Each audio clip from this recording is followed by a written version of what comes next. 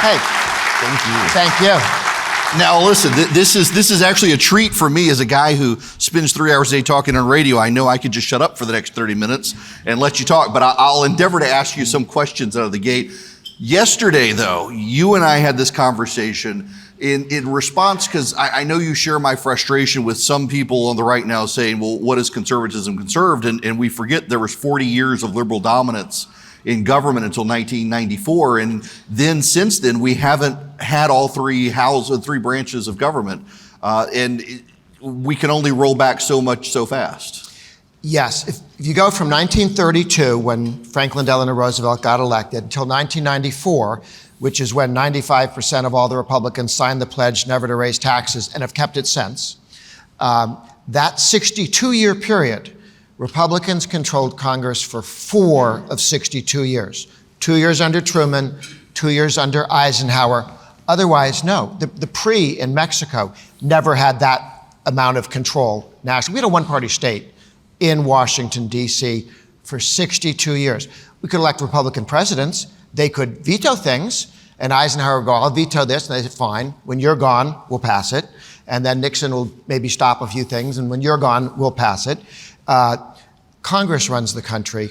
Presidents start wars, they have scandals, and they can veto things and slow stuff down, but they cannot make things happen. Congress does that, and Republicans were shut out. From 94 on, the Republicans have won Congress half the time, both houses, House and Senate, a little more than half the time, because we became the party that would not raise your taxes. We might invade small countries you can't pronounce, and that cost us the House and the Senate in 2006, temporarily. So it wasn't without costs. But by being the party that wouldn't raise taxes, the Republican Party became competitive.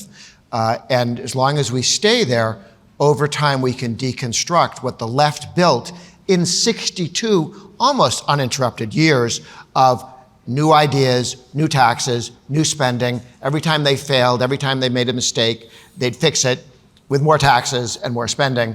And after a while, the Band-Aids became as high as the wound.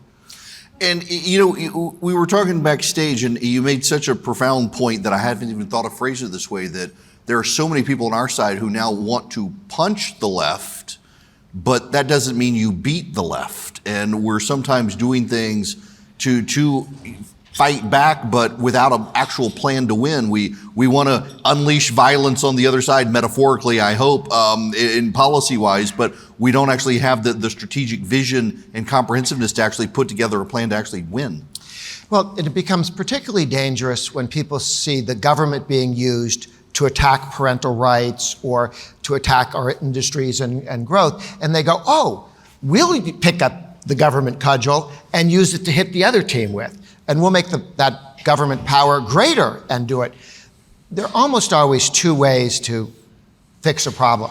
One is to expand liberty, and the other is to have the government do X, which doesn't actually happen. And that's why when we look at government schools that have failed, the left says spend more money, give more authority to the teachers' unions and so on. And some on the right go, well, why don't we have the federal government, since we run it, temporarily for 2 years, grab control of these things? Well, because someday Hillary Clinton or her ilk will be in charge. And the movement to school choice and homeschooling, which was illegal in most states back in 1986. How recently some of the liberties we now kind of take for granted, school choice, homeschooling, but school choice allows people to say, if you can have dirty books in the school library if you want, I'm leaving with my tax dollars, okay? Enough people start leaving those schools, the teachers' union will burn the dirty books for you. Freedom allows us to defeat the left and shrink the size of government and expand freedom.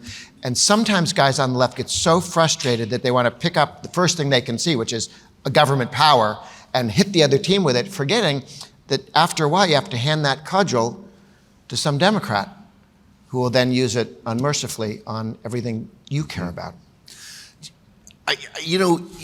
Americans for Tax Reform, been around for a while. You've been doing the no tax pledge for a long time. And every time I think, okay, we've been there, we've done that, it's time to think of other things. Some Republican always, including in this state back in the early 2000s, when the Republicans finally took over, the first thing all the no new tax pledge people did was raise taxes as well. We'll do it on cigarettes and sales, we won't do it on income tax. It's like you can't actually put this raise tax idea on the ash heap of history, even on our side. Well, the left spends so much money, and then they come to the Republicans and say, you should be responsible. And when people talk about the dangers of the national debt, the driving up the national debt and the deficit, the left does on purpose in order to convince a handful of Republicans, as many as they can, to support a tax increase to solve the problem they created with too much spending and too much debt. And the left has several goals in running up the deficit and the debt. One is to break the Republicans' opposition to tax increases, because while you and I see it as sound economics, they understand that this has changed the balance of power in America. A Republican Party at the national level, with presidents since Reagan who've taken the pledge never to raise taxes, with the vast majority, 90% plus of Republicans in the House and Senate have said we're never raising taxes. Since '94, no Republican has voted for a tax increase. No tax increases passed nationally unless the Democrats had House, Senate, presidency. 2 years under Obama, then they lose Congress. 2 years under Biden, they lose control of Congress. They realize that a Republican Party that isn't absolutely against all tax increases, that includes cigarettes, that includes gasoline, that would fill in the blank, whatever villain. The reason they vilify some people is to get them ready to tax it. Oh, this is a terrible industry. We don't like the insurance industry. We don't like pharmaceuticals. Whatever they pick, they're planning on taxing. But first, they want to make you feel better about it because they deserve it.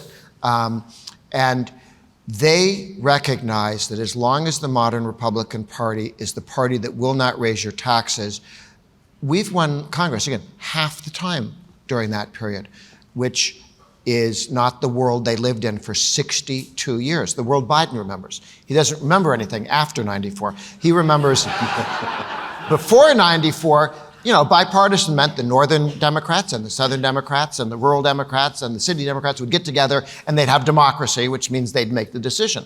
And having Republicans in the room is a new thing for him. And he's not used to it. He doesn't like it. And we can, Republicans have said no to most of to any of the Democratic tax increases nationally, unless the Democrats had all three branches of the House, Senate, and presidency. So they want to break the Republican Party politically by taking away the no tax position, which is why the phalanx we've put together, 2/3 of Republican governors have signed the pledge and kept it. 90+% of the House and Senate guys, they've all kept it. Even the Republicans who haven't taken the pledge, everyone thinks they have. You're a Republican, you must have taken the pledge. And no, I didn't. Yes, you did. And state legislators becoming increasingly no. Those states where the Republicans will not raise taxes become redder and redder.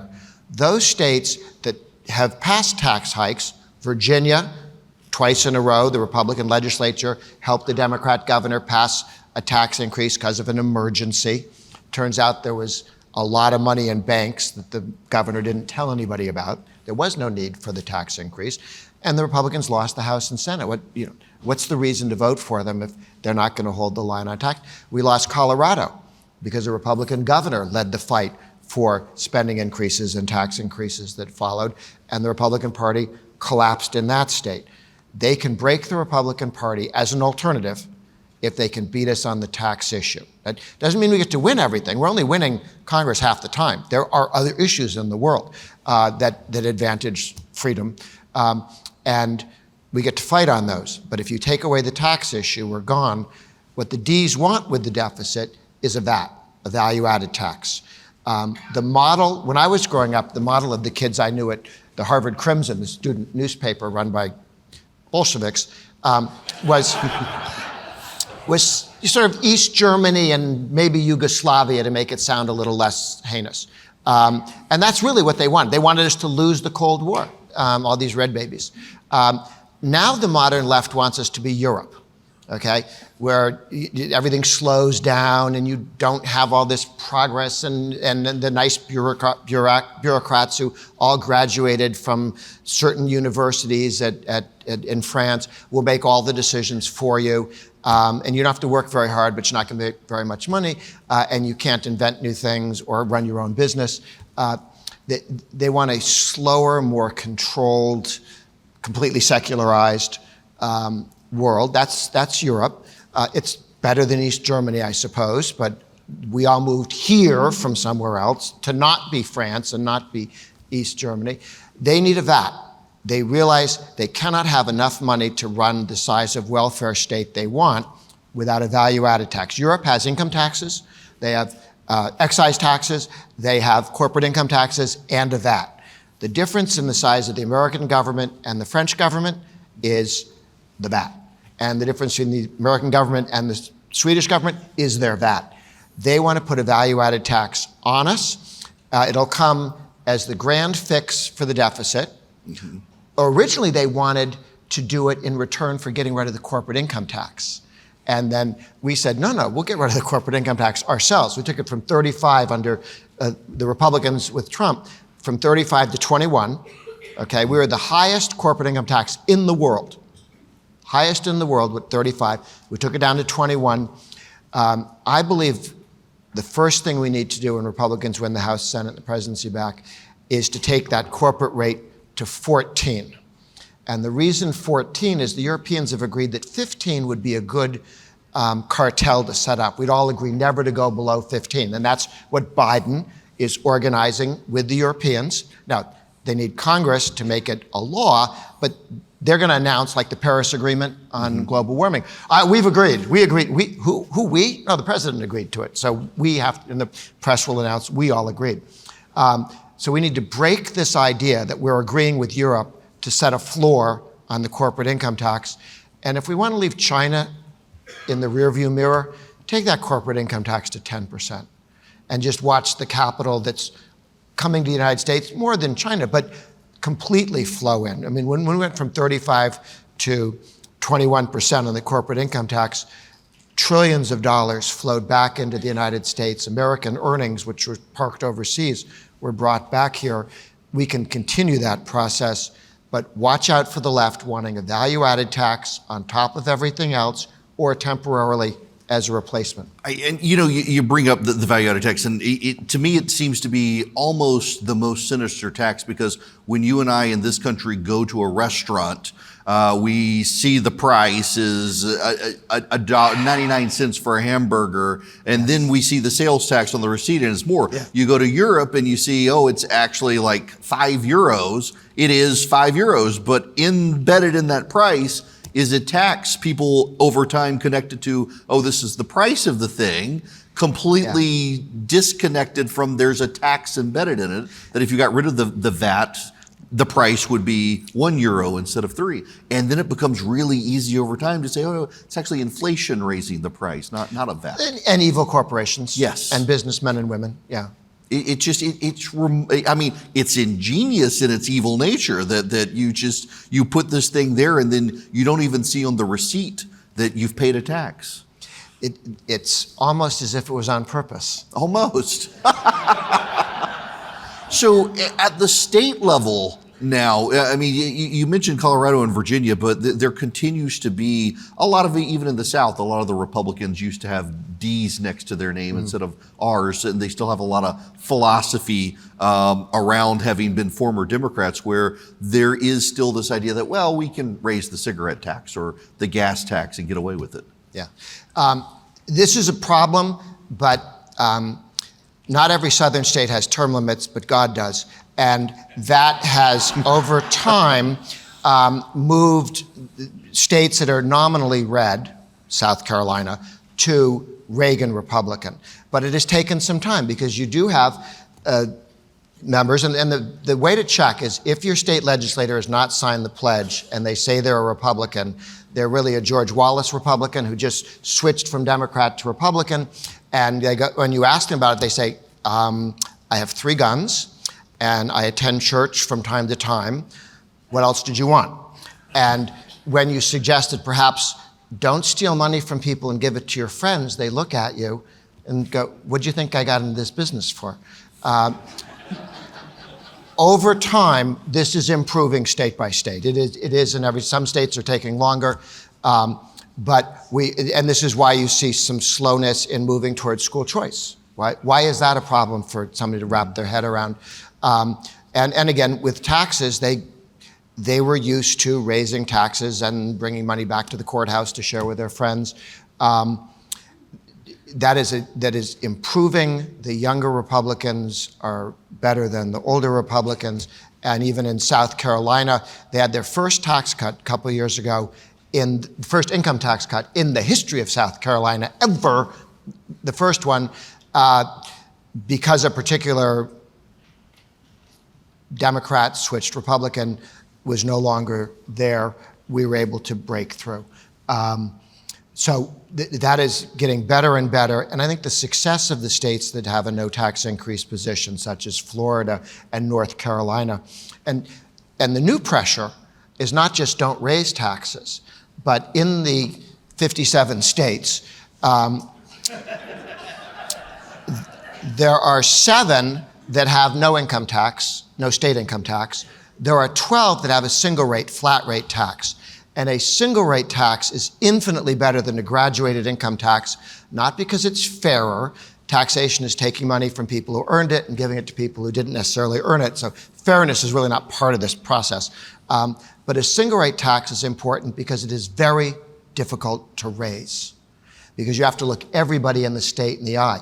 Illinois has a single rate tax, and it's about 5%. You'd think Illinois would be at 10 with their confederates in California and Minnesota and New York. They're at 5. Why? They have a single rate tax.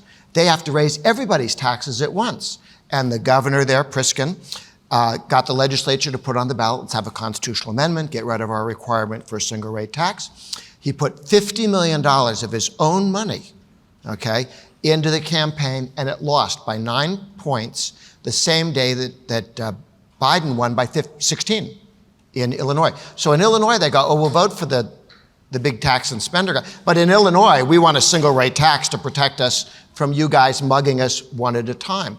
A flat rate tax, because the point of a graduated income tax is so that you can, well, hit you, and then we come back and get somebody else. This is the Richard Speck theory of tax increases, that if you can't take on everybody in the room at once, you take them out of the room one at a time.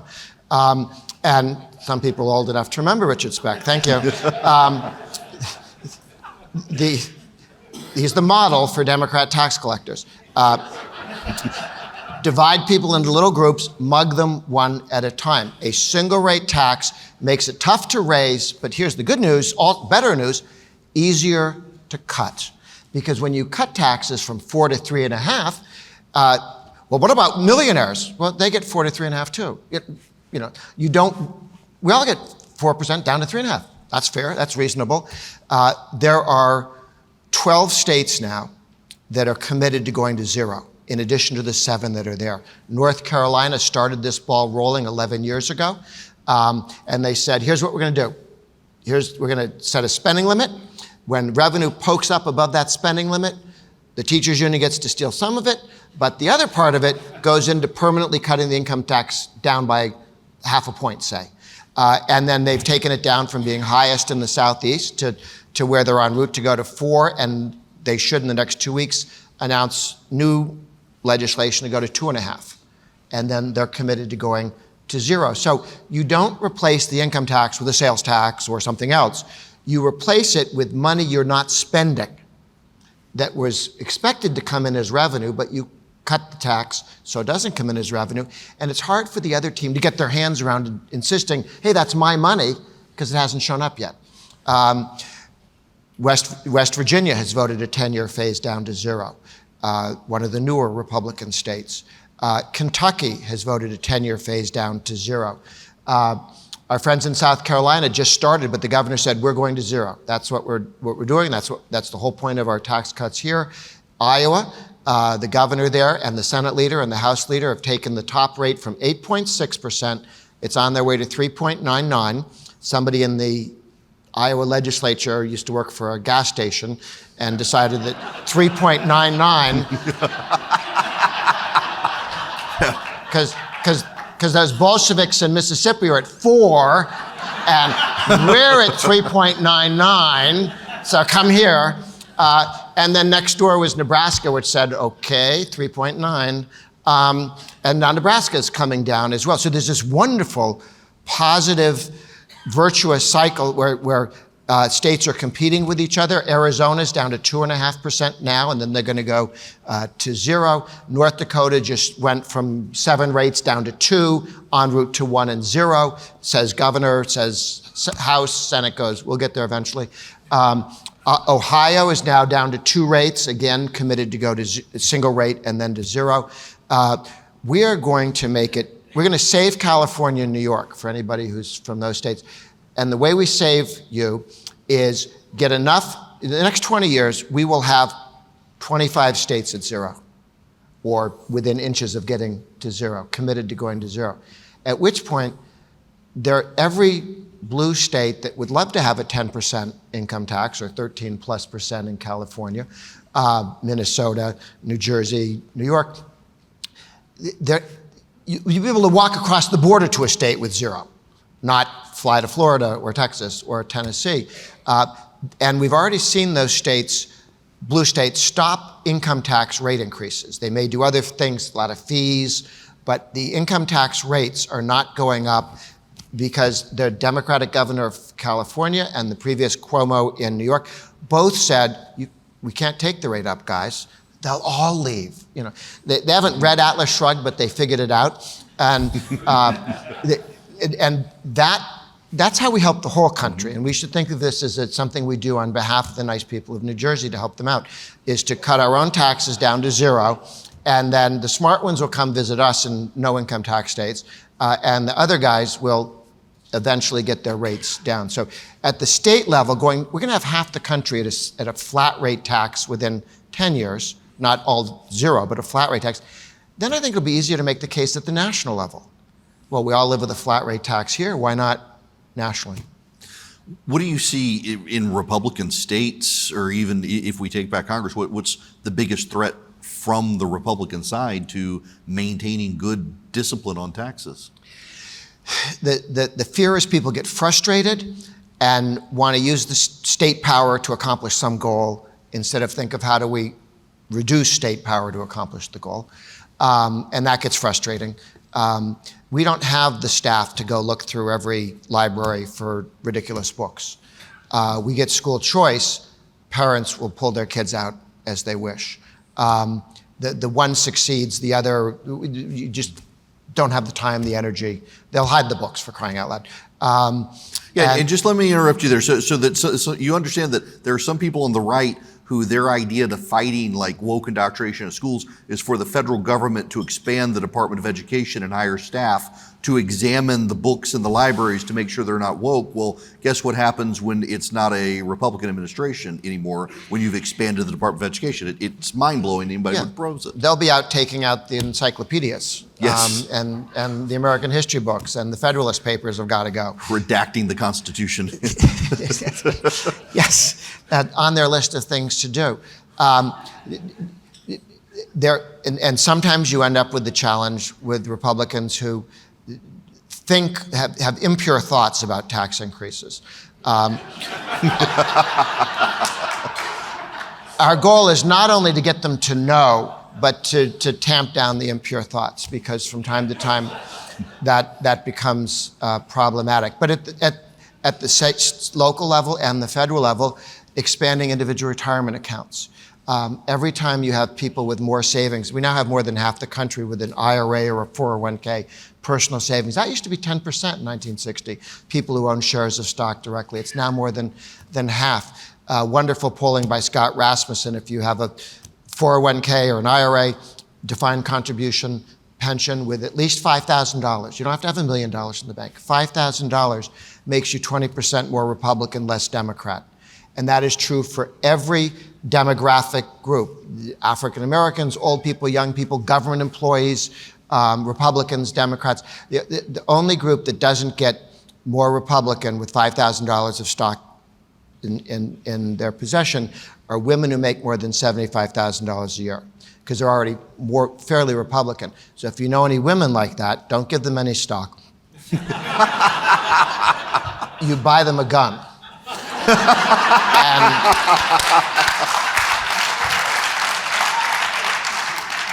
And unless it's one of the really cool 50 caliber, it's less than the 5,000. So share ownership makes more Republicans. Self-employed makes more Republicans. If we lose the House, Senate, and presidency in this next election, this is, everyone gives you the threat, this election matters, this election matters. It does. If we lose the House, Senate, and the presidency this next time around, they will change labor law to make being an independent contractor illegal. They want everyone to have a boss. They want everyone to pay union dues. They will change the Supreme Court by adding several people and/or doing term limits. And with that, they will overturn the Janus case, which says state and local government employees can't be forced to join unions. This has cost the unions hundreds of millions of dollars as public sector workers say, I don't want to pay union dues, thank you very much. And it's defunding the left, which is irritating the billionaires on the left who have to pick up the slack.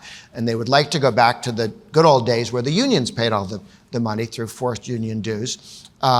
There is a very real challenge to what they do want to get a value-added tax, but I don't think they'll do a value-added tax unless they first break the Republican opposition to tax increases. They want that to be a bipartisan stupid move. Most countries that put in a VAT, the government fell the next year.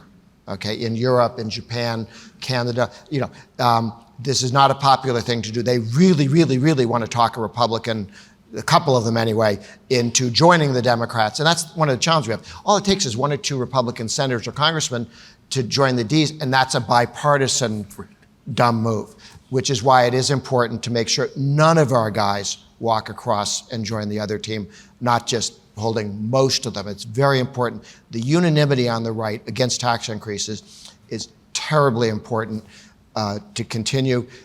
But I think if we hold on to the Senate, the House, I'd like to win all three. That's my goal. If we do, you can fix the problems you're talking about on the debt. Spend less. Reagan showed us how to do this with the block granting of welfare that he suggested back in the 70s when no one was willing to listen to him and said you were wrong. And then we moved forward, and under Clinton, the Republicans in the House and Senate 3 times passed block grant aid to families with dependent children out to the states, and then most states dropped spending about 30 to 40%. It got worse in Hawaii for reasons I never understood, but everywhere else it went down, even the blue states, but 80% down in Wyoming. So there are different ways to do welfare, still take care of people who need some help, with taking care of fraud and requiring that able-bodied men work. And then Paul Ryan said, that's very good on welfare, but let's do it for all of the means-tested programs. That passed the House 4 times, the Senate once, but unfortunately during Democrat presidencies. When Trump was president, they came back and did that for Medicaid and our friend Obamacare. We're going to block grant it to the states. We lost by 1 vote. John McCain, who promised us all day he'd be with us, and then flipped for a no. That would have shifted hundreds of billions of dollars out to the states. And then the states could, when you save the money, they'd lose about 10 to 20% on fraud on these issues. But if it's the state's money, all of a sudden they care, and they will police that. And they'll take a look at other ways to reduce costs. I think the numbers show, and this is what they've been working on for some time, is if you block grant all the means-tested programs, Medicaid, job training, subsidized housing, all the welfare programs, food stamps, block it in the states, let the red states do a better job managing it, let the blue states mismanage it, and just as while people will move to flee not just higher taxes, but also less competent government and move to more red states. That's the way to bend the cost curve down without cutting and slashing. You send it out to the states, and the states will figure out. And if you have 50 states, 57, all competing to provide the best government at the lowest cost, then you really do have an opportunity to see what works. And even blue states over time will go, oh, we can do that too. Grover Norquist, this has been super enlightening and helpful, and I'm always excited to be able to talk to you about these because I don't think we on our side spend enough time talking about it. We just take it for granted, and we can't. So thank you very much. Thank you. That was so great. Thank you for the opportunity. Thank you, guys. Thanks a lot.